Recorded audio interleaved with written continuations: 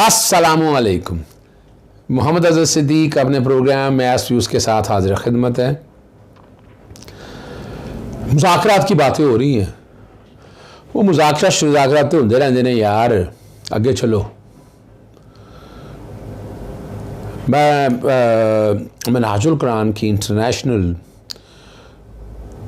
5th conference थी और ये क्रेडिट जाता है डॉक्टर तारुल कादरी साहब को।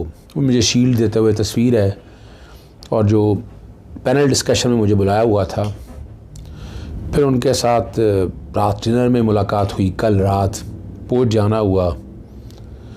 तो जनरलाइज डिस्कशन, जो फॉरेन डेलीगेट आए हुए थे उन्हें बहुत कंसर्न थे पाकिस्तान के बारे में, और वो वहाँ मैंने अंदाज़ा लगाया कि इमरान खान साहब की वैसे पजीराई मुझे तो पता बहुत ज़्यादा है, वहाँ उन लोगों में देखा बहुत कंसर्न थे और बहुत से सवाल मुझसे किए उन्होंने, और मैं उसका जवाब मैंने देने की कोशिश भी की। 4 सवाल मैं आपके सामने रख देता हूँ। सबसे पहला सवाल जो रखा मुझे उन्होंने कहा, why election commission is so vibrant, आपके यहाँ ये फ्रंट पे खेलता है। अच्छा, कमाल के बाद उनका नॉलेज और तजर्बा देख के परेशान हुआ। 4 सवाल स्पेसिफिकली।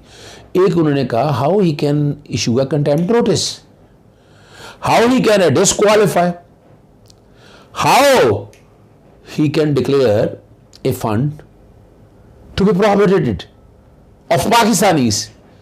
मैंने कोशिश की कि मैं इन इस बात का जवाब दूं। पहले तो मैंने कहा कि वो कंटेम्प्ट का इख्तियार ही नहीं है इलेक्शन कमीशन को, मुतलका सेक्शन 10 है गालिबन, उसका उठा के बैकग्राउंड पे चल रहा होगा, वो कोर्ट नहीं है। 175 में जाना पड़ेगा, आर्टिकल 204 देखना पड़ेगा। तो उसे जब वो कोर्ट नहीं है तो कंटेम्प्ट ऑफ कोर्ट का इख्तियार कहाँ से आ गया इसके पास। और इसमें मेरा आर्टिकल ज़रूर देख लीजिएगा जिसमें मैंने फ़र्क डाला था डेफमेशन और कंटेम्प्ट के कॉन्टेक्स्ट में, वो क्लियर किया। फिर उन्होंने जज के बारे में बात की। मैंने कहा नहीं, वो प्रोसीडिंग ड्रॉप हो गई हैं जो सेशन जज के। उन्होंने कहा जी वो it can't be A contempt. दूसरा सवाल मुझे जो उन्होंने किया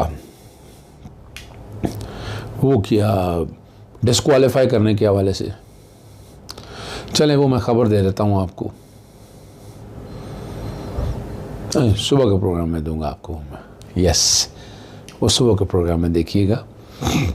वो पिटीशन मेरी क्या है, बैकग्राउंड पे कुछ चीज़ें चल रही होंगी जो आपसे बड़ी तफसीली दोबारा डिस्कस करूँगा, और इसकी मेरी समाअत जो है मंडे वाले दिन है, पीर वाले दिन। अच्छा, वो मैंने मीडिया से छुपा के रखी है खबर। मैं माजरत चाहता हूँ, मीडिया के दोस्तों ने बहुत गुस्सा होना है मेरे से, लेकिन वो मैं आपसे डिस्कस करूँगा। और मैंने वायरस चैलेंज किए हैं उसमें, ये मैं बताता चलूँ आपको, आप समझना चाहिए उस चीज़ को, बड़ी ज़रूरी है समझने के लिए। मैंने बताया कि नहीं, इलेक्शन कमीशन का इख्तियार नहीं है वो डिस्क्वालीफाई कर सके। तीसरा सवाल प्रोहिबिटेड फंडिंग के बारे में किया, उसका भी मैंने उन्हें समझाया कि आप ठीक कह रहे हैं, ड्यूल नेशनलिटी है, एक पाकिस्तानी है, पाकिस्तान से बाहर की रखी है, जो पैसा दे रहा है वो प्रोहिबिटेड कैसे हो सकता है। तो लफ्ज़ इस्तेमाल उन्होंने किया कि मावाफिली है। पूरी दुनिया में इलेक्शन कमीशन ये किरदार नहीं अदा कर रहा जो पाकिस्तान के अंदर है। तो सवाल उठ गए हैं इलेक्शन कमीशन साहब आपके ऊपर, फॉरेन में भी सवाल उठ गए हैं। मैंने बड़ी कोशिश की डिफेंड करने की, लेकिन मुझे हाथ उठाने पड़े आपके हवाले से।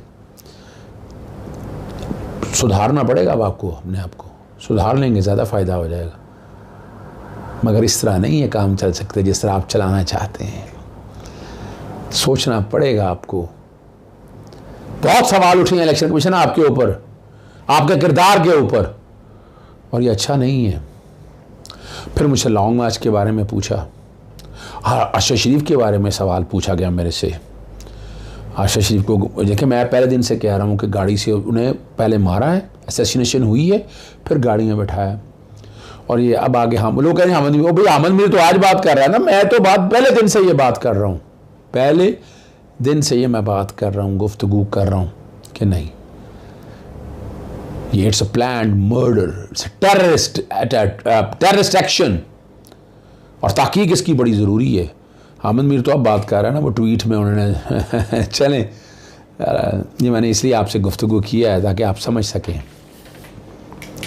लॉन्ग मार्च में मेरे से पूछा उन्होंने, उनका क्या सक्सेस है इसकी। आप बैकग्राउंड पे देख रहे होंगे, इमरान खान साहब कल रात वापस आ गए थे, तो चूँकि कल रात की मैं गुफ्तगू कर रहा हूँ तो आपको वही समझनी है कि मैं चूँकि कल जो बातें हुई थी आगे काफ़ी डेवलपमेंट हो रही है, लेकिन रात के कॉन्टेक्स्ट में जिस तरह इमरान खान साहब आए, फिर आगे मुज़ाकरात की बात भी हो रही है, मुज़ाकरात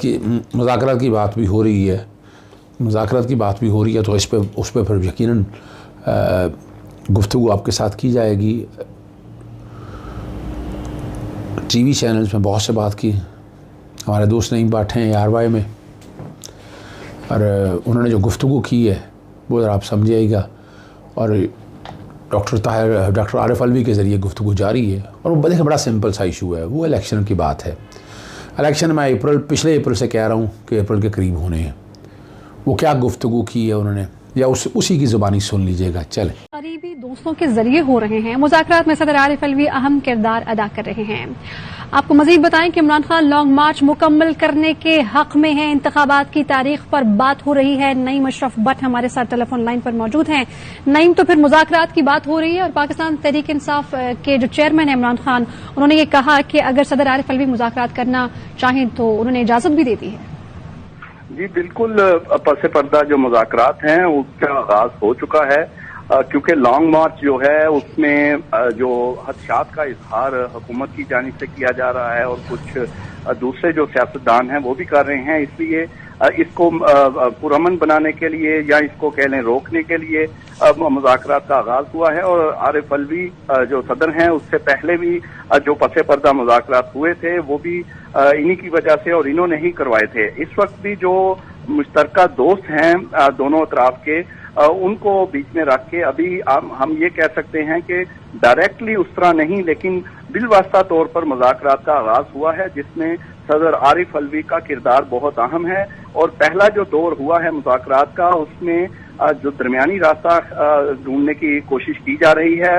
खान साहब कह रहे हैं कि वो लॉन्ग मार्च मुकम्मल करेंगे और तारीख भी इलेक्शन की लेना चाहते हैं, लेकिन दूसरी जानिब भी उन्हें कहा जा रहा है कि कोई दरमियानी रास्ता ये हो कि अगर लॉन्ग मार्च आपने मुकम्मल करना भी है तो वो उस तरह हो कि जिस तरह हुकूमत भी चाहे, और दूसरा इलेक्शन की डेट पर भी अब बातचीत आगे बढ़ सके। और जो वो कह रहे हैं दोनों तरफ, उससे बढ़ के कोई ऐसा दिन या ऐसी तारीख हो और जो सबको काबिल कबूल हो। यानी मुज़ाकरात शुरू तो हुए, लेकिन उसका फाइनल और अहम राउंड कल और परसों हो सकता है, जिसमें कोई ब्रेक थ्रू का इम्कान है। फिलहाल किसी ब्रेक थ्रू का इम्कान है, आप ये बता रहे हैं। नहीं, अशरफ भट्ट आगाह कर रहे थे। जी, आपने वो गुफ्तगू सारी सुन ली, और आज आप देख भी रहे हैं कि चीज़ें बड़ी तेज़ी से आगे चल रही हैं, बड़ी तेज़ी से चीज़ें आगे चल रही हैं। हम आपको लेके चलते हैं आगे फैसल वाडा की तरफ। उन्होंने मुझे बड़ा गुस्सा लगा उन्हें पार्टी से निकालने के लिए।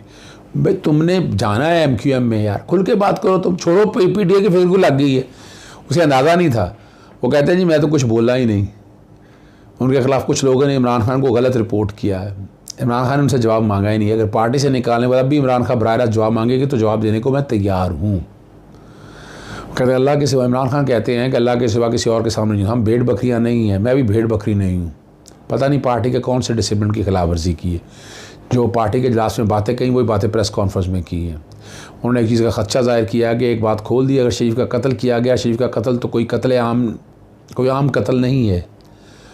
मैंने कहा उन्हें नज़र आ रहा है कि बेअमनी होगी। अच्छा, ये नज़र पता नहीं कहाँ से आ गया, इनको ख़ास क्या चीज़ है, क्या पॉलिटिकल विजडम है इसका।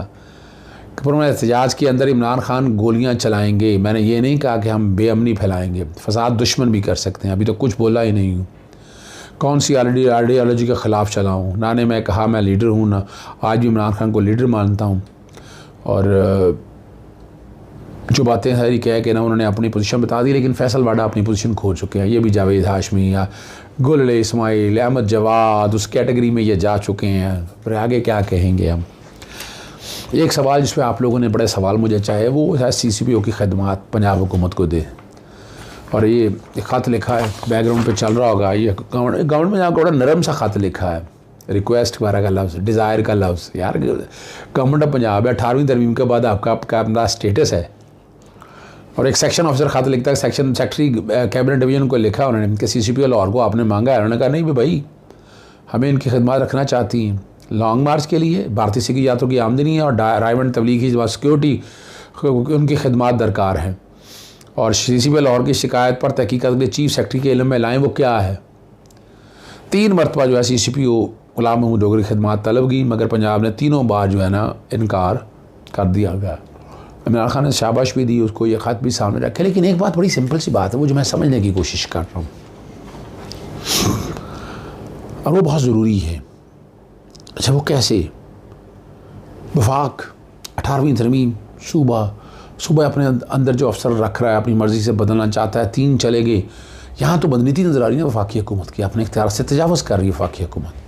अपनी मर्ज़ी से बंदा रखना भी किस कैपेसिटी में बंदा रखना जी आपने जो चीज़ दिल चाहे बदल दिया, क्या बदल दिया? वफाक कैसे इंटरफेरेंस कर सकती है पंजाब? हाँ, वो जरा सर्टन नॉर्म्स हैं, पाकिस्तान एडमिनिस्ट्रेटिव सर्विस से चले आ रहे हैं, पूल आपके पास है, या तो पूल बना दें पूरे पाकिस्तान के अंदर, वहाँ अफसर पड़े हों, वहाँ से अफसर ले लें। 18वीं तरमीम किस बात की? अगर आपने सारा कुछ आपने सिंध में भी देखा था, AD ख्वाजा की दफ़ा सिंध गवर्नमेंट खड़ी हो गई थी इमरान खान गवर्नमेंट के अगेंस्ट, आप लोगों ने वो सारा कुछ रिकॉर्ड के ऊपर अवेलेबल है। तो ये एक बोल्ड स्टेप है गवर्नमेंट पंजाब का और अच्छा स्टेप है। और ठीक है ना जी। और अलीमुन गंडापुर ने वो अच्छा, वो मैं नहीं वो कुछ कहना चाहता, प्रेस कॉन्फ्रेंस उन्होंने कर दी है और उन्होंने परखच्चे उड़ा दिए हैं इसके राणा सनाउल्लाह के। अगर राणा सनाउल्लाह, भाई मैं नहीं कहता, लोग कहते हैं कि इसके बाद तो डूब मरने का मकाम है। अरे लाइसेंस लेने की बात है तो वो लाइसेंस, और अजीब सी बात हो जो ट्वीट मैं नहीं दोहरा सकता। उन्होंने कहा वो जो ट्वीट है उन्होंने पिग मारने के लिए रखे हैं। अगर कोई पिग समझता है तो मैं लफ्ज़ भी नहीं निकालता, वो ना मैं चाहता हूँ, लेकिन उन्होंने अपनी प्रेस कॉन्फ्रेंस पर खच्चे उड़ा दिए। यानी एक इस मुल्क का एक वज़ीर अपना दाखिला अगर इस तर्ज का आदमी होगा तो अल्लाह ही हाफ़िज़ है। हम क्या कह सकते हैं? मैं कुछ नहीं कह सकता इस बारे में। आखिर में मैं बात तो नहीं करना चाहता था, लेकिन मेजर गौरव आर्या जो है ना वो खुशी से नहाल हो गए। कहते हैं मैं PD को चंदा देना चाहता हूँ इमरान खान की फ़ौज मुखालिफ तकारीर के ऊपर। और ये मेजर साहब वो आदमी हैं कि जो जिनके फेवरेट नवाज शरीफ वगैरह ये सारे हैं। अभी क्यों ऐसे हालात हुए हैं, क्या वजह बनी कि मेजर गौरव आर्या जो है ना इस तरह की बकवास कर रहा है? ये पाकिस्तान का खैर खा कहाँ हो गया? और मुझे दुख और अफसोस होता है, पाकिस्तान के कई अंदर यूट्यूबर ऐसे हैं जो बाकायदा इसको अपने चैनल पे बुलाते हैं। क्या ऐसी ख़ास चीज़ है जी मेजर गौरव आर्या में? और हैरान हूँ कि हमारे यहाँ जो ये मामला देख रहे हैं, इनको नहीं, ऐसे लोगों को नहीं पकड़ते जो है, ऐसे लोगों को वो कल आ जाता है वो तारिक फातेह ऐसे ही अंदाजा लगाओ, दरिया आदमी, ना शर्म ना तमीज़ ना कानून आता, ना उन्हें कोई दीन का पता, और वो यहाँ बैठे लीडर बना फिरता है। और खुदा रहा ये मेजर गौरव आर्या को इतनी इंपॉर्टेंस मत दीजिएगा। इजाज़त चाहता हूँ। अस्सलाम वालेकुम, अल्लाह हाफ़िज़, पाकिस्तान जिंदाबाद।